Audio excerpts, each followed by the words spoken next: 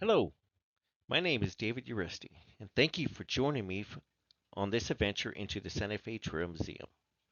The Santa Fe Trail Museum is a non-profit regional museum and is located 4 miles west of Larned. This museum and research library tells the story of the Santa Fe Trail, starting with the American Indians before and during the Santa Fe Trail period, along with its transition into a community of farmers and ranchers. The museum also features an extensive collection of artifacts ranging from pre-colonial American Indian artifacts to trade items from the Santa Fe Trail, as well as more recent history dealing with the settlement and development of Larned and Pawnee County. When you enter the museum, there is a locator map showing the locations of all the exhibits. There are many exhibits inside and outside of the museum. The research library is located just inside the main facility. The first exhibit depicts the lives of the early Native Americans prior to the Santa Fe Trail.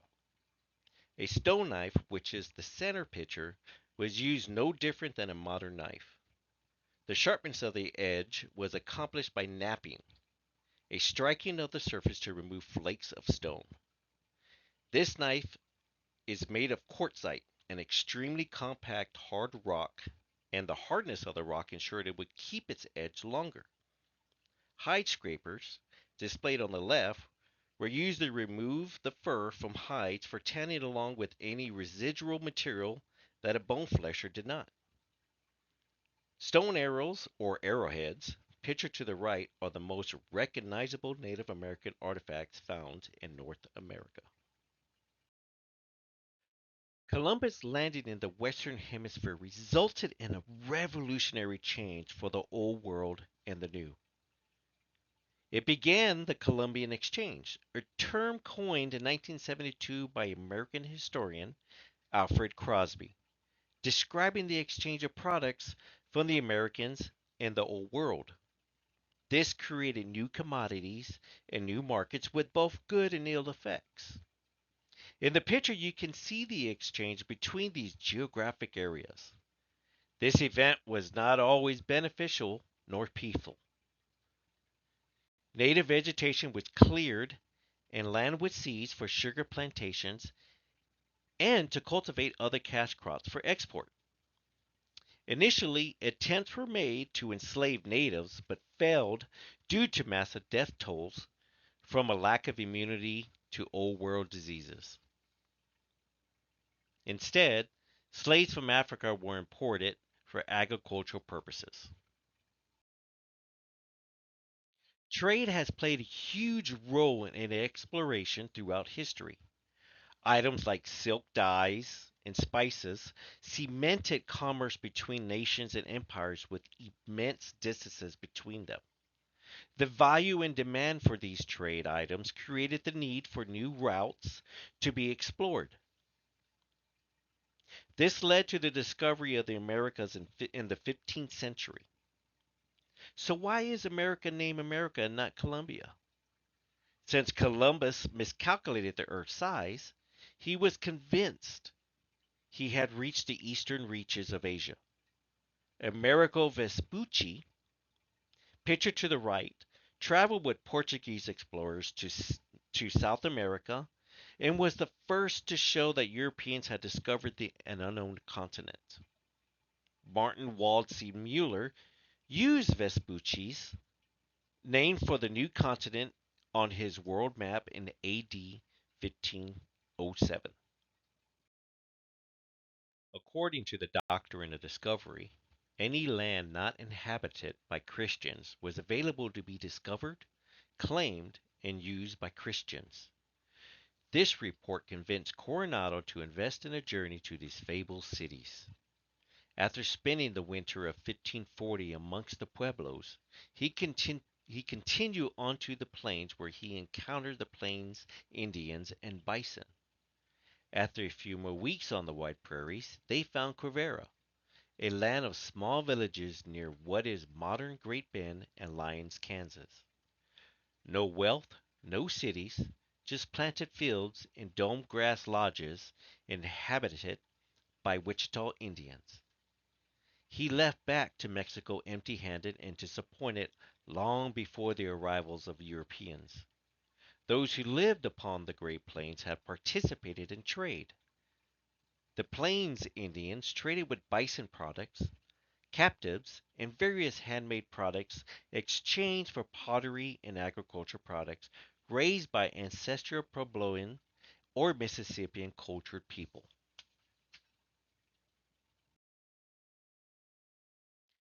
The top left picture depicts what was traded between the Plains Indians and the Pueblos.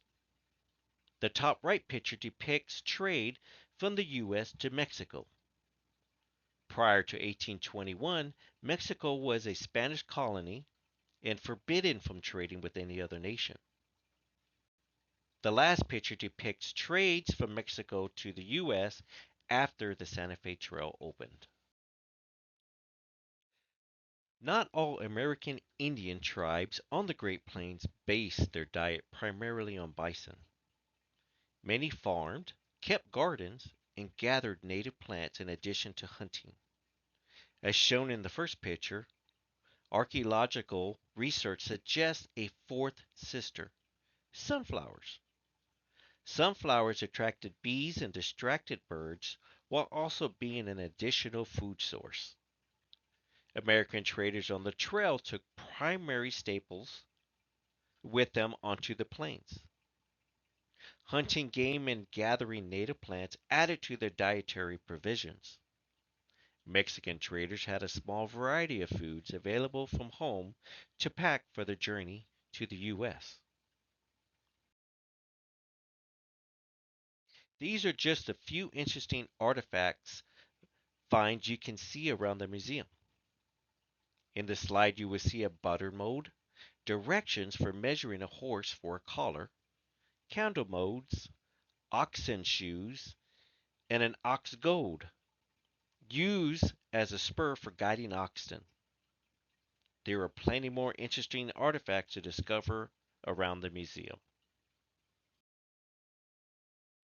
The Ciboleros name derives from the province Cibolo and means buffalo hunters. They would hunt buffalo in late fall after the summer harvest for their hides and meat for subsistence trade. The name Camacheros derives from the Comanches due to them being their best customers for trade. They would trade manufactured goods, flour, and tobacco for hides, livestock, and slaves from the Comanches. This lasted until the army defeated the Indians and relocated them to reservations. The most important aspect of the Santa Fe Trail was transportation. Without reliable transportation, the trade would not have been possible. The Santa Fe Trail trade depended upon an entire network of varying vehicles and different methods of moving merchandise, either by sail, steam, river, or over land. From farm to factory to the merchant stall, many items travel thousands of miles to be sold. For almost 60 years, goods were hauled from distant locations to the eastern start of the Santa Fe Trail to be taken west across the vast prairies. Textiles, tools, luxuries, and contraband were taken trackless miles across the plains, deserts, and mountains. Between 1862 and 1934, 1.6 million homesteads occupied 270 million acres of federal land, or 10% of all land in the U.S. Homestead sizes were originally 160 acres. The Southern Homestead Act of 1866 allowed poor tenant farmers and sharecroppers to become landowners in the southern U.S. during Reconstruction. The Timber Culture Act of 1873 granted up to 160 acres of land to homesteaders who planted trees. However, many timber claims failed due to trees dying. Acreage increased with the Enlargement Homestead Act of 1909 and the Stock Raising Homestead Act of 1916 to establish ranches, but were limited to certain states. Only about 40% of the applicants who started the process were able to complete it and obtain title for their homestead land, which means 60% of homesteads failed. Homesteading was discontinued in 1976 except for Alaska. The last person to claim title under the Homestead Act was Ken Deerdorf of Stony River, Alaska. The map on the right shows the loss of land the Native Americans had to endure. The advertisement you see to the left is a promotional handbill for railroad lands in Kansas. At the bottom is contact information in German for the representative of the railroad. This was because many German immigrants and Volga Germans from Russia relocated to Kansas in order to establish farms and communities. The map to the right highlights the 3 million acres that the Atchison, Topeka, and Santa Fe Railroad Company was granted by Congress. This means that a little over 5% of the entire state of Kansas was owned by a single company. The route in the map followed the mountain route of the Santa Fe Trail into Colorado and then into South New Mexico. In this exhibit, multiple early farming tools and implements are on display. In the first picture along the wall, there is a cradle scythe, some horse tack, a yoke, and big scissors, which are actually sheep shears. In the middle picture is a Corn King sheller, which was manufactured by the Sandwich Manufacturing Company. This company was incorporated in 1867 and became a major producer of farm implements, which included the widely sold Adams and Corn King sheller. In the picture to the right is an Eagle Junior cider mill. It was a hand crank apple cider press and was manufactured by the Eagle Machinery Company in Lancaster, Ohio. It features a grinder to mash the apples before they are pressed. The name is sometimes confused with an actual operating cider mill called Eagle Mills Cider Mill in New York, which is now permanently closed. The picture on the top left shows an actual sod home on a homestead farm in Pawnee County in 1894. The picture on the top right is a reconstruction of a typical sod home located on the museum grounds and looks very similar to the one in the photo from 1894. The sod house, or soddy, was an alternative to the log cabin. Sod was a very popular building material on the Great Plains in the early 19th century, since wood was hard to come by. The sod was less expensive, more commonly available, and easy to repair. The sod did require regular maintenance and frequent repair, and was vulnerable to damage from rain and wind. The thick walls did help insulate from the outside climate, since the Great Plains experienced hot summers and freezing winters. Due to the shortage of wood, limestone was another common building material on homestead farms in Kansas. The stone is also referred to as post rock because of the use by pioneers who quarried the stone for fence posts and buildings. The stones were used primarily from 1880s to the 1920s, and many of these structures still stand a century later. The thick stone walls provided an even climate inside the buildings and was preferred for both homes and outbuildings. This building is considered an early day refrigerator. The windmill pumped cool water from the ground into the tanks along the wall.